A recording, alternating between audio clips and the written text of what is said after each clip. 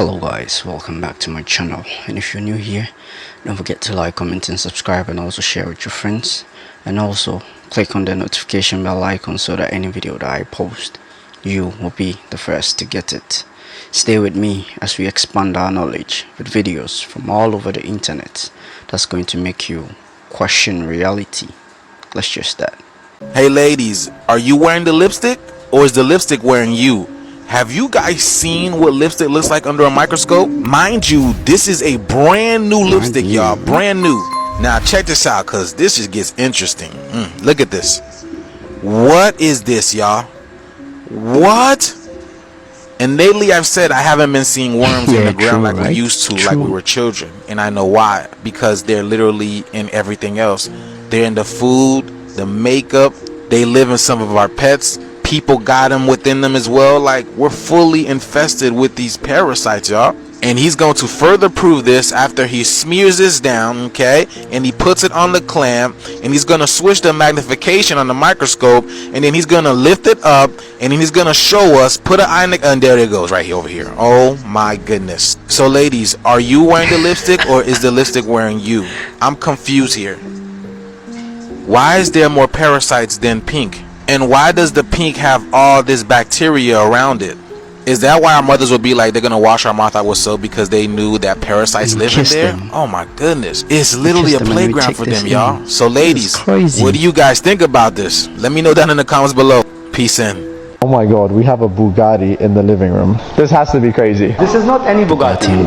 This is a limited edition. It's called Noir. Why did you buy a Bugatti? You know, when I was making this house, I don't like black color a lot. I like gold and beige, you know, but originally I'm an Indian, so they told me you have to keep something black in the house so you don't give it a black eye. No way. And I said, you know what, then I have to keep something special. So I found the car and they told me this is a rare Bugatti. And they don't give this car to anyone, by the way. It's like very hard to get. No, you cannot go and buy a Bugatti, first of all. Yeah. You should be someone special to be registered, to be approved. And that's a normal Bugatti, but this is harder. Yeah, this is, no, you don't get it. So there's 1 or 20 of these in the world. Yeah. This is the only black one I'm gonna say. Yeah. No, all 20 are the same. Any more Bugattis coming? No way. In psychology, there's this term called emotional detachment. People like this come off as gentle when they talk, always wearing a smile, with a mild and easygoing personality. They give off this vibe of being upbeat and cheerful. But deep down, only they know how cold and pessimistic they really are. When it comes to handling things, they've got a knack for thinking everything through super clearly. They've got this habit of always imagining the worst-case scenario, not because they're just gloomy, but because they're used to planning ahead for the rain before it even starts.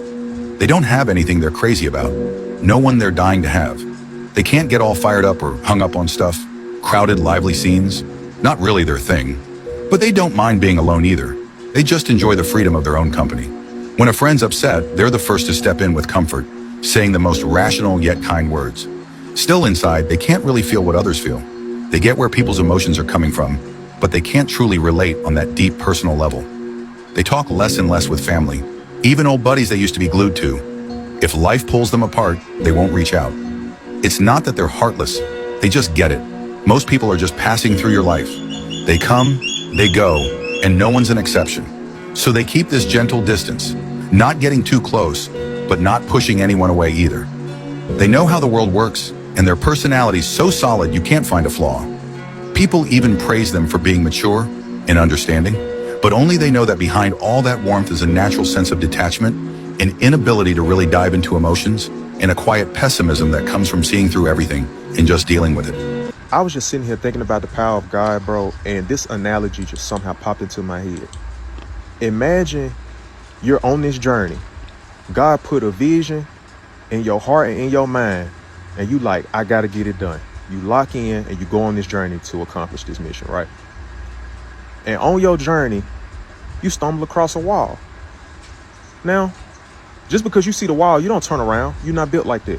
So you look up, you like, you know what, I might be able to jump over it. You can't jump over it. You look to your left and your right, and you like, you know what, I might be able to go around it. But the wall goes as far as the eye can see. You still go and try to walk around it. You get tired, you get frustrated, and now you retreat. You don't give up, but you retreat. You go and sit down and be like, you know what? How can I get over this wall or around this wall? It's got to be a way. So you sit back and you talk to God in prayer like, God, come on now. I know you ain't bring me this far down this journey for me to come into a wall that I can't scale and I can't go around it. Like what we got going. So you may call it a night and you lay down. In the middle of the night, wind picked up. You like, man, I ain't know it was supposed to storm.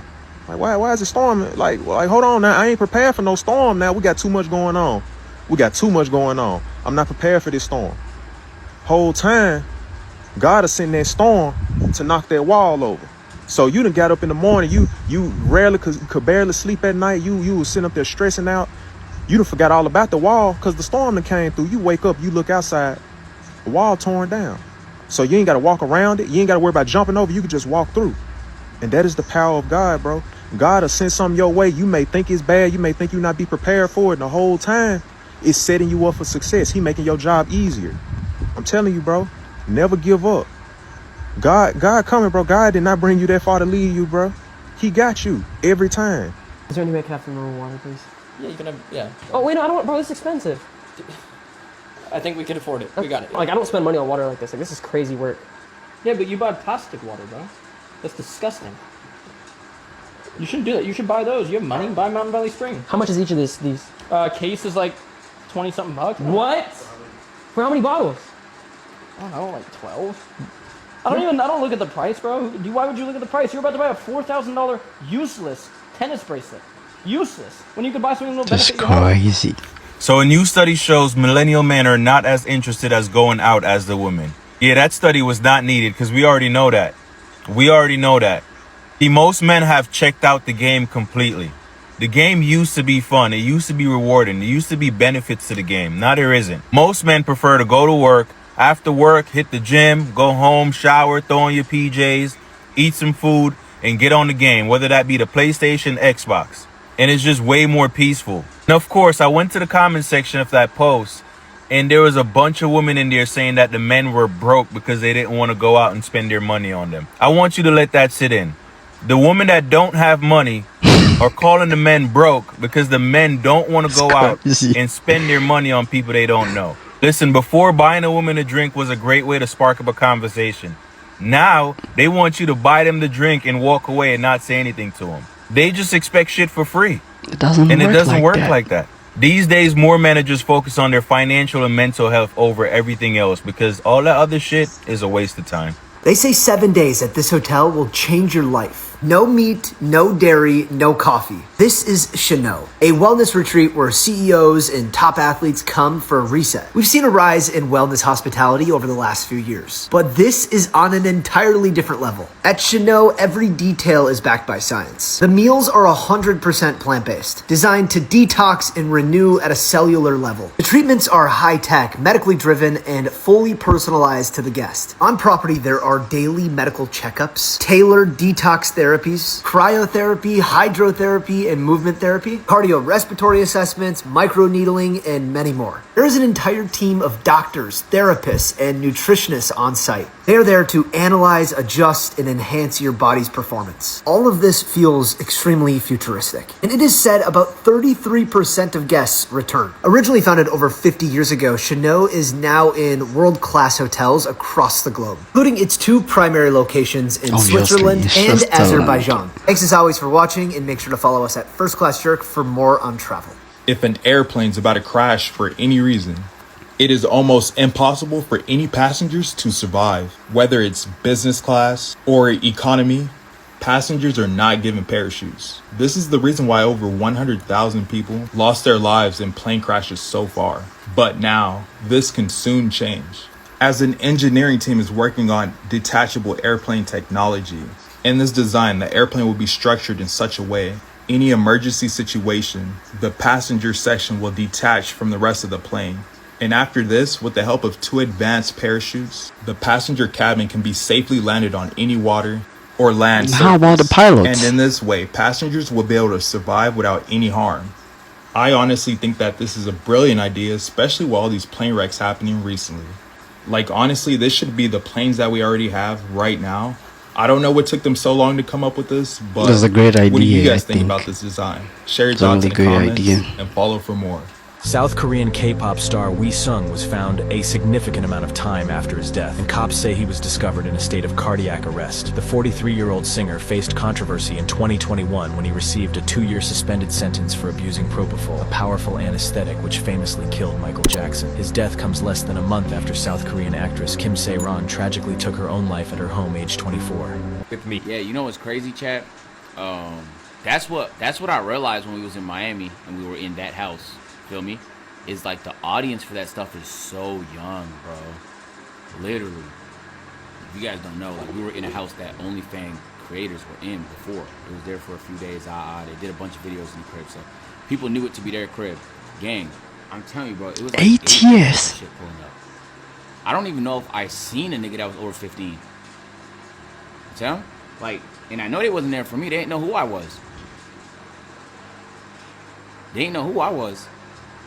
And a lot of those niggas came before we even sparked up. Niggas didn't even know that I was there.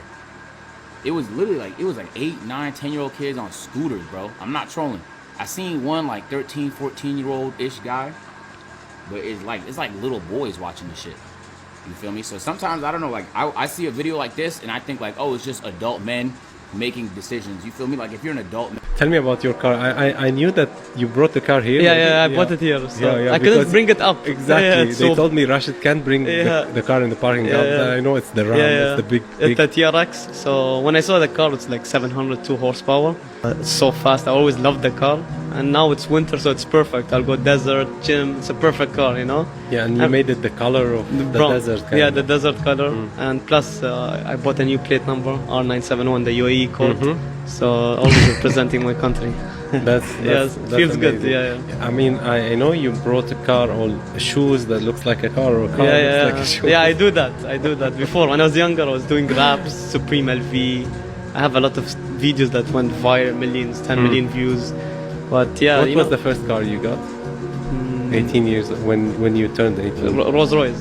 Not a Ferrari? Because you had I had a Ferrari on 16. And then I bought the Rolls Royce. 18. What is the most expensive gift you got? Not from a family member. A Rolex from a friend.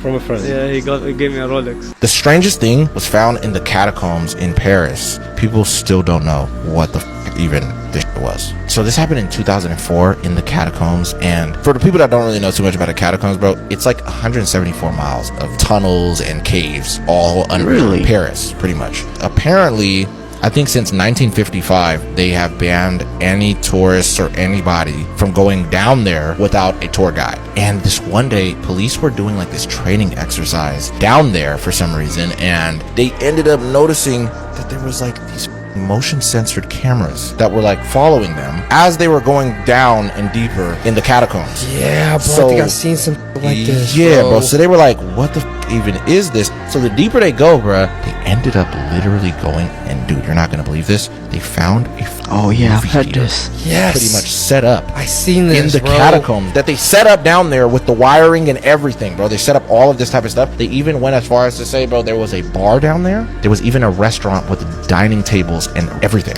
So they ended up pretty much leaving to go get reinforcements, and they also wanted to go and get people that were experts with like wiring, and electricians and shit like that. So they will go and bring those people, and when they get down there, all of this stuff is gone. Every single piece of it. The movie theater, everything. All the movie theater, the tables, the this, the that, the wiring that they set up professionally, all of it is gone as if they were never there. Even the motion sensor cameras are gone 3 days later. And the only thing they found was a note, and it just wrote, "Don't try to find us." Really? Straight up. That's what it said, yeah. And they, till this day, they don't know what that was. So I don't know, bro. That's gotta be some Illuminati in there, like watching crazy some dude. You ever hear about the story of the guy who created Vaseline?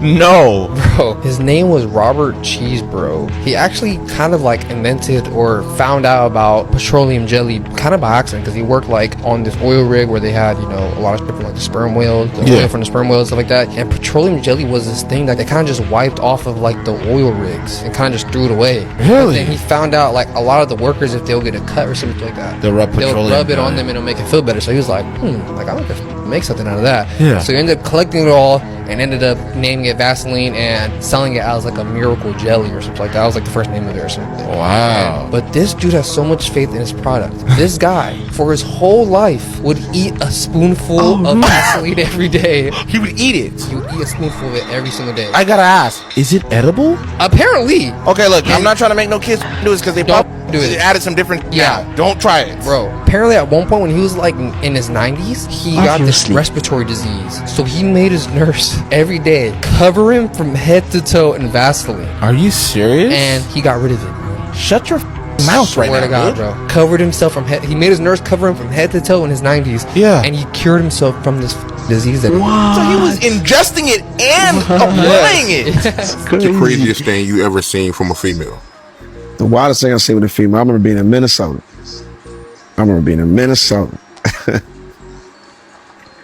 I had a party and I had my suite popping, right? I was hosting some club.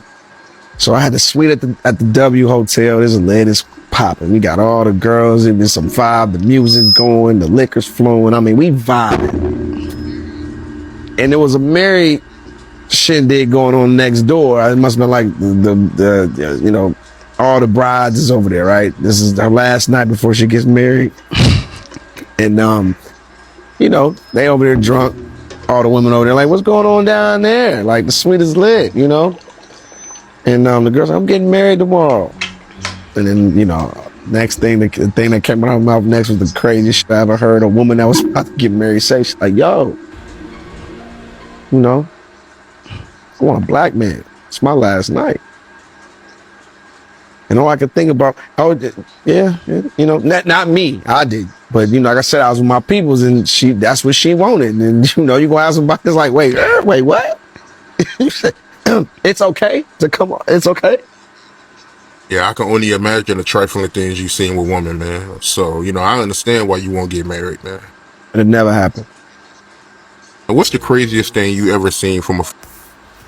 I'm 38. These are the top 10 mistakes that men make in their 20s. I've made a lot of these mistakes, and I've seen countless dudes do the same. If you take the time to watch this video, you're gonna save yourself a lot of time. Number 10, drinking and partying every weekend. I hear you, you wanna have fun. But the thing is that alcohol is just poison. It's marketed real well, but at the end of the day, it's just poison.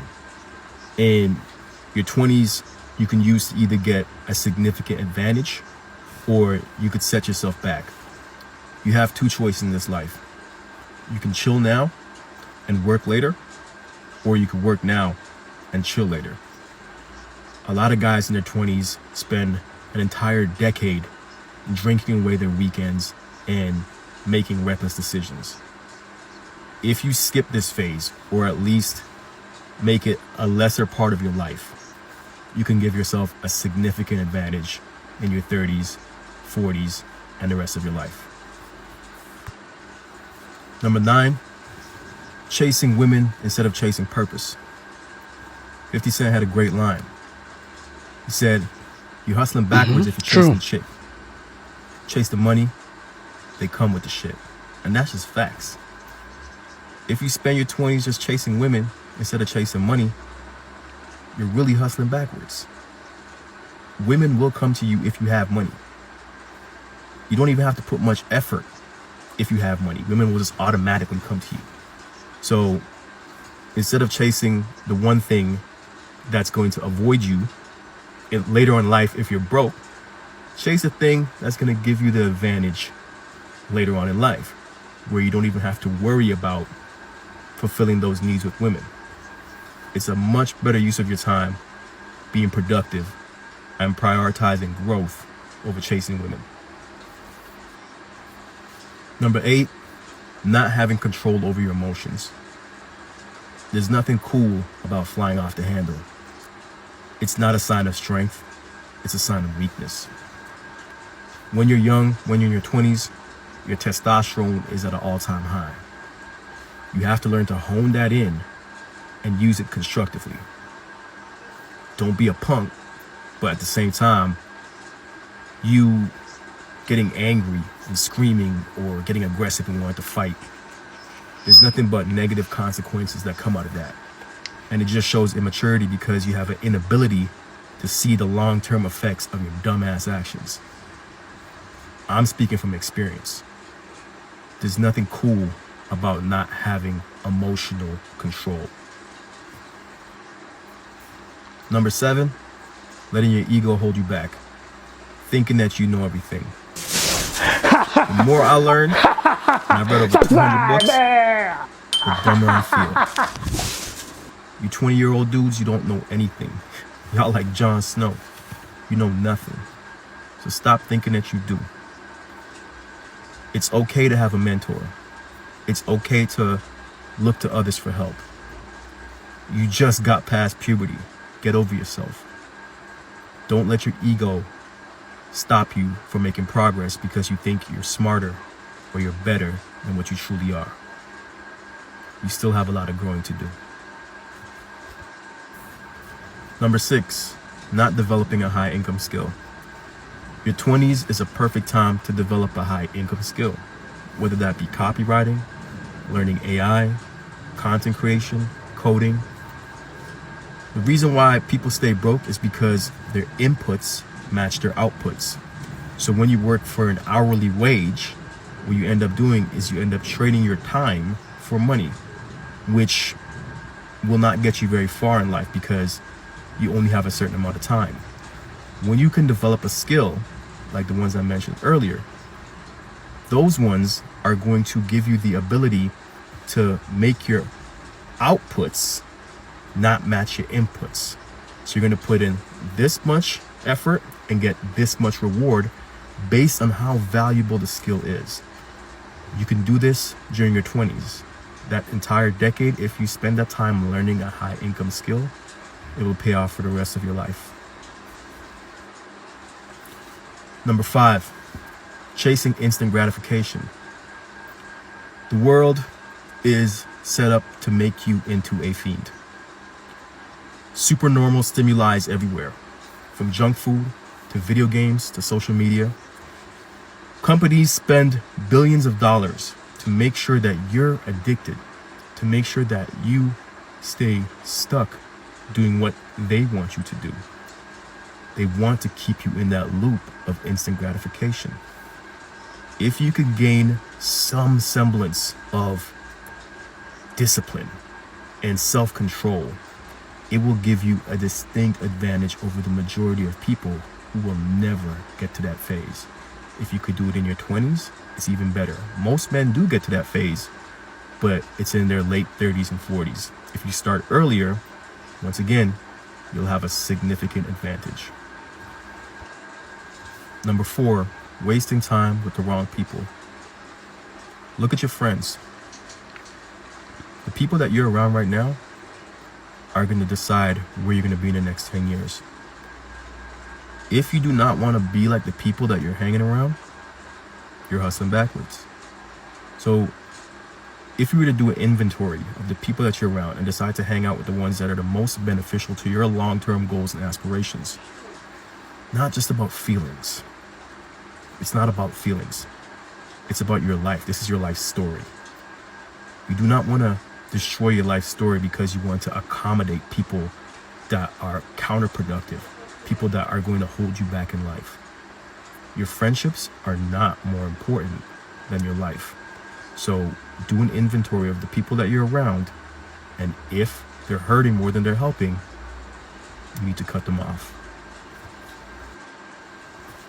Number 3, not having a plan for the future. When you're in your 20s, you think that life is going to last forever. You think your 20s are going to last forever. But one day, you're going to turn around and you're going to be in your 40s and then your 50s. And the decisions that you made in your prime of your life will come back to haunt you. You need to have a plan. Don't just let life happen to you. People have workout plans. People have vacation plans. But for some reason, a lot of people don't have life plans. Plan out your life. It might not go exactly how you planned, but at least you have a direction. And 99% of people have no direction. Plan your life out. Number 2, overvaluing material possessions. If you get a nice car, remember, nobody really cares about your nice car. The guys that see you in a nice car, they want to replace you in that nice car. They don't admire you for having it. And the girls that see you in a nice car, they want to be seen with you in that nice car, or just want to be seen in that nice car. So the nice car has nothing to do with you. It's cool to want nice things, but don't put too much emphasis on material possessions, because your own personal growth is something that cannot be taken from you and something that people cannot use you for. And number 1, the most devastating mistake that men make in their 20s is not taking financial responsibility. The majority of people will never have any understanding of finances and money. The majority of people will live paycheck to paycheck. The majority of people will be 2 weeks away from being broke. Do yourself a favor. Pick up 5 books on money, or spend 20 minutes a day for a year listening to podcasts or any information you could get about financial literacy. If you just do that, if you just do those 2 things, one of those 2 things, you will know more about money than the majority of the population. And then, don't just learn it, put it into action. Understanding finances and having some sort of financial literacy will save you so much pain in the future. And those are the top 10 mistakes that most men make in their 20s. That's real true. White people are responsible for AIDS, and they're still making it worse. White people love to blame AIDS on Africa, but let's be real. They're the ones who spread it, ignored it, and let millions of people die, just because they didn't care. They spread it through dirty colonial medical practices. They ignored it because they thought it only affected gay and black people. They hoarded medicine and let millions suffer because of corporate greed. And yet, they still have the audacity to act like it's everyone else's problem. White colonial doctors spread HIV because they were too lazy to sterilize their needles. White people were out here in the early 1900s jabbing people with the same nasty used syringes over and over again. Belgian and French colonial doctors in Africa couldn't be bothered to sterilize medical equipment, leading to mass infections. Forced labor camps created by white colonizers created perfect conditions for the disease to spread. Instead of improving healthcare, they focused on squeezing profits out of Africans, even if it meant killing them in the process. So maybe if white people had just known how to wash their damn needles, we wouldn't be dealing with a global epidemic. The moment AIDS started killing people, white conservatives were gleeful because they thought it only targeted people they hated. Reagan ignored the AIDS crisis for years because it was seen as a gay disease. The US government let thousands of people die before even acknowledging the epidemic. White evangelicals and Republicans literally said that AIDS was God's punishment. Meanwhile, in countries like Cuba, run by a non-white communist government, public health responses to contain the virus were immediately developed. But white-run governments, they did nothing. Big Pharma, run by white executives of course, had the medicine to treat AIDS, but refused to make it affordable. AZT, the first major AIDS drug, was deliberately overpriced, so that only rich people could access it. Even after new drugs were developed, they refused to share the patents with poor countries. Millions died in Africa because companies decided that profit was more important than human lives. White people created the crisis, then sat back and let people die, just to make money. White people literally used AIDS as a weapon. White governments weren't just negligent, they were actively making it worse. The apartheid government in South Africa spread AIDS misinformation to keep the black population under control. The CIA considered weaponizing HIV as part of Cold War biological warfare programs. Evangelical white missionaries spread lies about condoms not working in Africa, directly causing more infections. White people saw a deadly virus and thought, how can we make this work in our favor? That's how evil they are. Even today, white people are still screwing this up. You'd think that after decades of watching AIDS destroy millions of lives, white governments would get their act together. But no, they're still out here being messy as hell. White conservatives still block funding for HIV treatment and education. Big Pharma still tries to keep prices high, even when generics could save lives. Western media still acts like the crisis is over, even though millions of people are still suffering. The same people that cry about protecting life when it comes to abortion have done absolutely nothing to stop AIDS from killing millions of people. White people had every opportunity to stop AIDS, and at every turn, they made it worse. And now, they have the audacity to act like they're the victims. They can take their fake sympathy and shove it, because this crisis is on them. Cope. The woman that made tamales out of people is one of the worst cases in Mexican history. What? This is the case of Anabel Gomez Lopez. She would sell tamales outside of a metro in Mexico City. Her tamales were known to have a wonderful taste. It was a taste that people couldn't explain. But little did they know that this secret ingredient wasn't what they were expecting. One day there was a gas leak in her house, and her neighbors reported a very weird smell. And this is where she was caught. When they entered her house, there was a body of a woman literally with no flesh, and the bones were scattered next to her. This is when they discovered that she was doing this for years. She did this to over 50 women. Her first victim was a very young girl that was lost and looking for her parents. She lured the young girl to her home, and that's when it started. She would trick these women by saying that she had food and shelter, but it was all a trap. In an interview, she said that it was hard doing the first victim, but over time she learned how to cut the flesh out. She was Only sentenced to 25 25 years in prison, and they tried to say that she was mentally ill.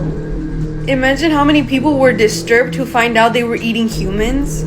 What do you guys think about this Bro, case? you have to Will cook you your be own eating meal tamales from a vendor? at home. China is about the same landmass as the United States, but in the United States there are 5,000 airports for 5,000, corporate jets that's to a lot. land in, and in China Oh. there's 145. The amount of airports you can actually go to in China is tiny limited, and the other thing is 70% of the airspace in China is actually controlled by the military. The corporate jets can't really fly around freely around the country. Something that is a remarkable statistic is that China has about 4 times the population. The United States has 14,000 corporate jets, and in mainland China and Hong Kong and Macau, there's about 400 jets. So it's a tiny business because of the airspace being limited, and also because people in the country don't want to stick their head above the surface of showing wealth. That China has no human rights. The United States has human rights. China has no human rights. So just imagine how much of an advantage it is to executing quickly and at scale when you don't have any kind of responsibility for human rights. The whole world is choosing sides.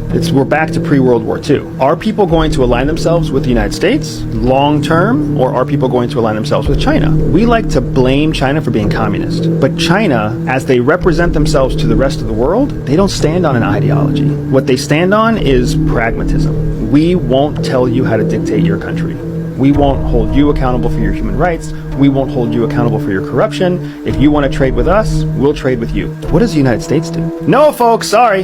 You have to be a democracy. You have to have free and fair elections, right? We force our ideology on everybody else. So the whole world is coming to this point now where they have to decide, do we want to bunkmate with a country that's going to force an ideology on us after we've seen how that ideology has failed multiple other countries, right? Failed in Afghanistan, failed in Vietnam, failed in Iraq, failed in Korea, versus China, who's offering an alternative in the marketplace, if you will. Sure. Saying, you just do what's good for you, and if what you do is also good for us, we're going to make good bedfellows, right? Why do so many of the most commonly used phrases that we use today actually have like dark and twisted origin stories? Like apparently in the 1800s, people used to be accidentally buried alive, like a lot. There's this legendary story of this woman who once drank too much poppy tea, and the opium in the poppy basically put her into a death-like deep sleep. Everyone thought she was dead. Like they had a funeral for her and buried her and everything. Sadly, she did end up waking up to find herself nailed shut in a coffin. And that's just one story. But premature burials happen so often that they led to the invention of the safety coffin. It's a coffin with a bell attached to a rope that's left inside of the coffin with the corpse. So that way, if someone ever found themselves having been buried alive, they could ring it and notify the cemetery workers to come save them. Hence the term saved by the bell. But apparently this is also where the term graveyard shift comes from. Because think about it, a cemetery is closed to the public at night. The graveyard shift was the shift that was specifically created to listen out for these bells. Workers with the graveyard shift also had to apparently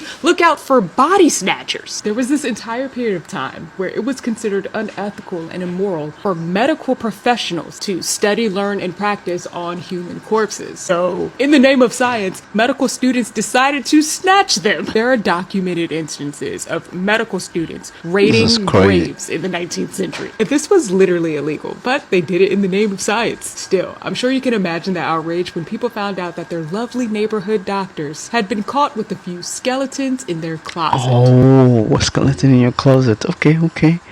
This makes sense. So we've come to the end of the video. Very interesting video, mind-bending. I learned a lot from these videos and I really enjoyed it. I hope you did too as well. Don't forget to like, comment and subscribe, and also share with your friends, and also click on the notification bell icon so that any video that I post, you will be the first to get it. Adios amigos, and I'll catch you guys in my next video. Bye.